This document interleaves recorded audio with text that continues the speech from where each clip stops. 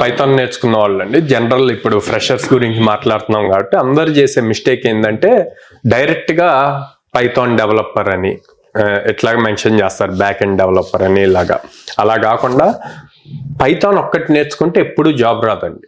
Python తో పాటు connect అయ్యి ఉన్న ఫ్రేమ్ వర్క్స్ నేర్చుకోవాలి. అప్పుడు full fledged job related course నేర్చుకున్నట్టు కంపెనీ వాళ్ళకి కూడా స్కిల్ సెట్ కావాలన్నమాట. ఓన్లీ పైథాన్ ప్రోగ్రామింగ్ ఎలా రాయాలి అన్నది తెలిస్తే జాబ్ వేయరు ఎవరు.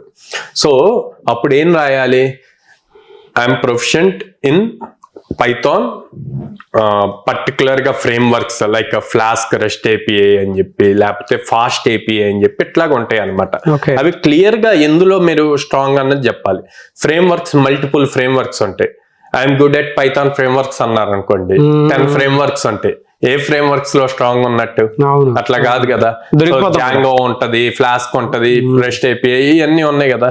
సో పర్టికులర్ గా మీరు ఎందులో స్ట్రాంగ్ ఉన్నారో అది ఇచ్చారనుకోండి, ఇక్కడ ఇంటర్వ్యూయర్ కి మీరు ఏం మెన్షన్ చేశారో దాని మీద క్వశ్చన్స్ అడిగేటానికి ఛాన్స్ ఉంటుంది. అట్లా కాకుండా కామన్ గా అన్ని ఫ్రేమ్ వర్క్స్ అన్న పాయింట్ లో మెన్షన్ చేశారనుకోండి, తను డిఫరెంట్ క్వశ్చన్స్ అడుగుతాడు, అవి మీకు తెలియకపోవచ్చు. అప్పుడు మీ చేతులారా ఒక ఇంటర్వ్యూ మిస్ చేసుకున్నట్టు అవుతుంది.